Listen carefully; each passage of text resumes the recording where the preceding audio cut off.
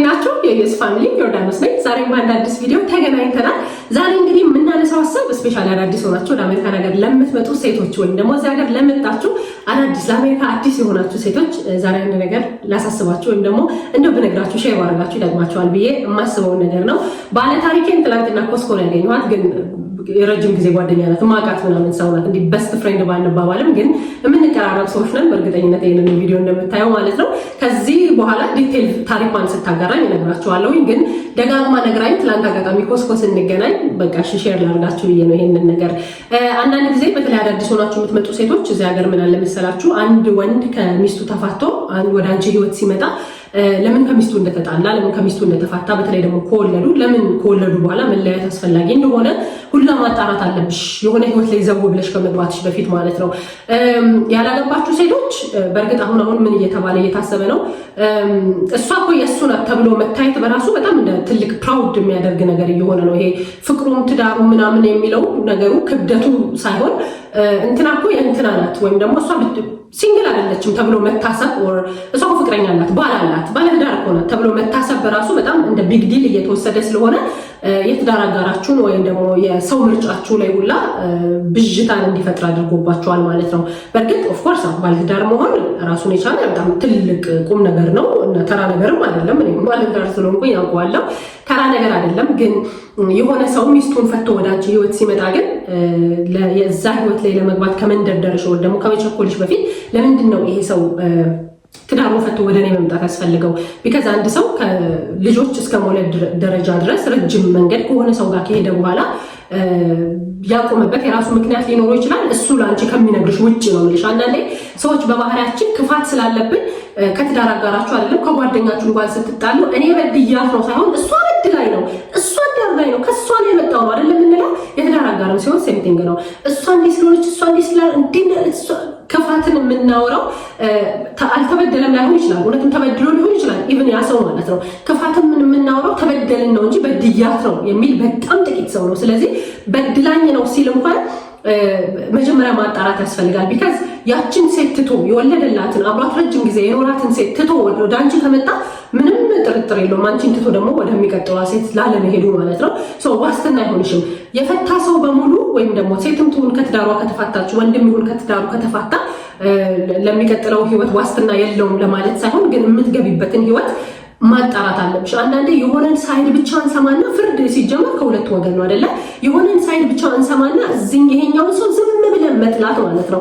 ለምሳሌ እኔ ባለታሪኳን በአካልም ከዚህ በፊት ድሮ ገና አሜሪካ ነገር አዲስ ሆኜ ስመጣ ጀምሮ ማውቃት ናትና እሷ ባትነግረኝም በስማ ራሱ ምን እሷ ህይወት ላይ እየተከናወነ እንደሆነ አሁን አውቃለሁኝ ማለት ነው። ግን ስቲል ፍረጅ ብባል አልፈርድም። ቢካዝ የእሱን ወገን እኔ አልሰማሁኝም፣ አላውቅም ምን እንዳለያያቸው ምን እንዳፋታቸው አይደለ። ከሁለቱም ወገን ስትሰሙ ነው።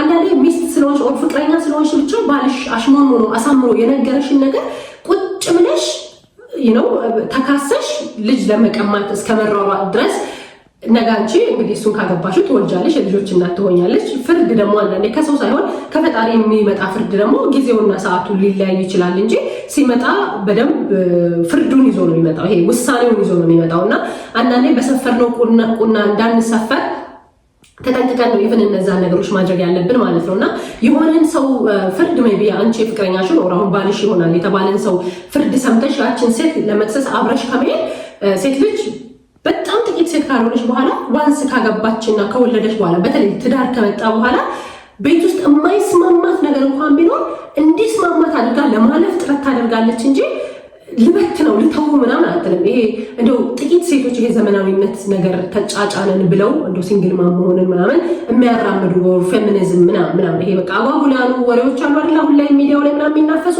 እንደዛ አይነት ዓለም ውስጥ የገቡ ሴቶች ካልሆኑ በስተቀር አብዛኛዋ ሴት በተለይ ልጆች ከወለደች በኋላ ልክ እኛ እናቶቻችን አባቶቻችን ተመችተዋቸው ነው 100% እኛ ከአባቶቻችን ጋር ሆኖ ያሳደጉት አይደለም። ዋጋ ከፍለው ነው። አብዛኛዋ ሴት እንደዛ ናት። ዋጋ ከፍላ ልጆቿን ማሳደግ ነው የምትፈልገው። ግን ልክ ትዳር ሲጀመርና ሪል ህይወት ሆኖ አብሮ ሲኖር ወንዱ ሜቢ አንቺ የምታውቂው አይነት በጣም ናይስ አፍቃሪ ወንድ ነበር ለሷ እኮ ፍቅረኛዋ እያለ አይደል? ልክ ኑሮ ሲጀመር ነው ሪል ይሄ ትክክለኛው ላይፍ ሲመጣ ነው እሷ ላይ የተቀየረው። ስለዚህ ምንድን ነው ብለሽ ማጣራት። ሲቀጥል አንዳንዴ የባልና ሚስት ጉዳይን እነሱ እዛው ይጨርሱ፣ ሴቶች አትግቡበት ማለት ነው። አዳዲስ የምትመጡ ሴቶች ከነገረሽ ታሪክ ውጪ ሌላ ታሪክ አላቸው እነዚህ ሰዎች። እሱ እንደነገረሽ እሷ እውነት በጣም መጥፎ ሰው ናት ኦር ወንድም ከሆንክ ደግሞ የእሷ ስም በሚነሳው ልክ ኦር ደግሞ እሷ እኮ እንደዚህ ናት ተብሎ በሚነገረው ልክ ናት እሷ ልታገባት የፈለካት ሴት?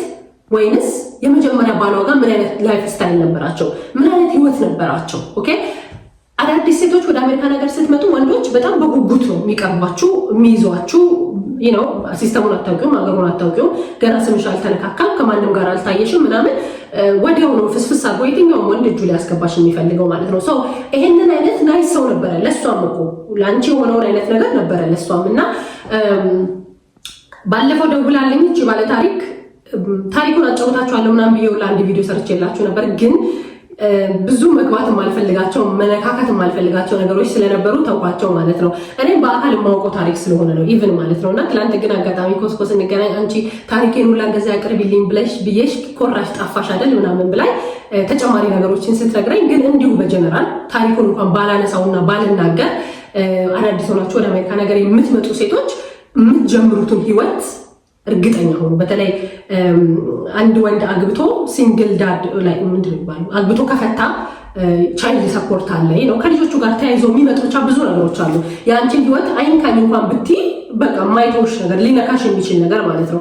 የቤትሽን ይሄ ትዳርሽን ኑሮሽን ምናምን ሊነካካ የሚችል ነገር ማለት ነው። ሁልጊዜ ማወቅ ያለባችሁ ትዳር እንዳጀማመሩ አይደለም፣ ፍቅር እንዳጀማመሩ አይደለም። ይሄ አበባ እንደሰጠሽ አይደለም።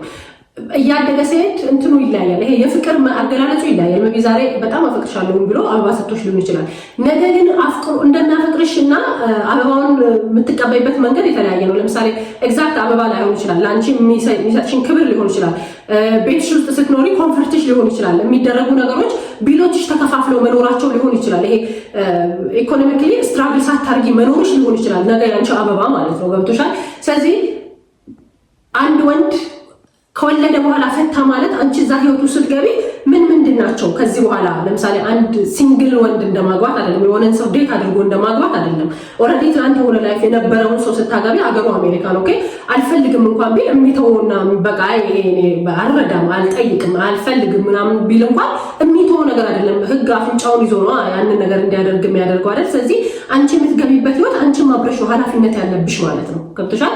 ስለዚህ የሴቷንም ህይወት አታክብዱ። አሁን እቺ ሴት ሲንግል ማሞራ ስትቀመጥ እንዴት ነው ኦልሬዲ ይከብዳል እኮ አይደል? አንድ ልጅ ከአባት ጋር ማሳደግና እዛ ኦንሊ ኢኮኖሚካሊ ብቻ አይደለም። አንድ ልጅ ከአባት ጋር ማሳደግና የእናትንም የአባትንም ሮል ወስዶ ደግሞ ማሳደግ በጣም የተለያዩ ሁለት ነገሮች እንደሆኑ እኔ የሚሰማኝ ቢገዝ እቤት ውስጥ አባት አለ ሲባል ያለው ስሜት አሁን ድሮ አባቶቻችን ስራ ነው የሚውሉት፣ ለምሳ ነው የሚመጡት፣ ከዛ ማታ ከ11 ሰዓት ነው ከስራ የሚመጡት አይደል? ግን አባትሽ አለ ለአባትሽ ነግረዋል። ቆይ አባትሽ እንታና አባትሽ ምናምን ሲባል ይሄ አባት የሚለው ነገር ራሱ ዝም ብለን አባቶቻቸውን እንድንፈራ እንድናከብር አባቴ እኮ እንደዚህ ይላል ምናምን እንድንል ያደርገናል።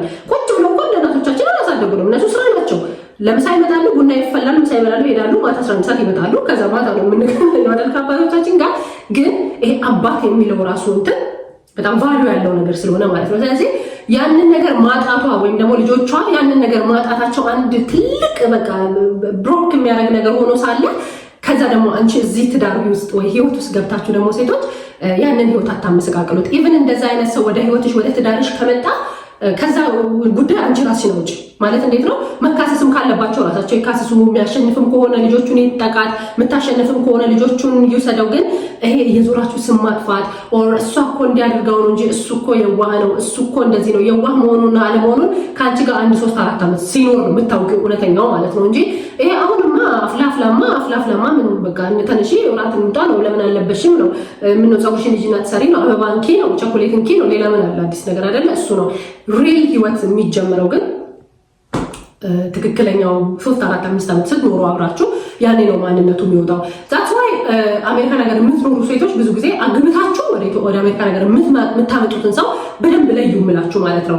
ያንን ሁሉ ፕሮሰስ ሄዳችሁ አግብታችሁ ካመጣችሁ በኋላ ያ ሁሉ ድካም ከወጣ በኋላ እዚህ ጋር መጥቶ ደግሞ ፌል ሲያደርግ በጣም የሚያናድድ ነገር ስለሆነና አዳዲስ ሆናችሁ የምትመጡ እህቶቼ፣ ጓደኞቼ፣ ወዳጆቼ እንግዲህ የምትጀምሩትን ህይወት የምትገቡበትን የትዳር ህይወት እርግጠኛ ሆኑ። ለምንድን ነው የተፋታው? እሱ የነገረሽ ምክንያት ነው ትክክለኛው ወይስ ሌላ ምክንያት አላቸው? እኛ ስናፈቅር እንዲሁ ዝም ብለን በቃ የምንመራው እንደዛ አይሆንም ህይወት።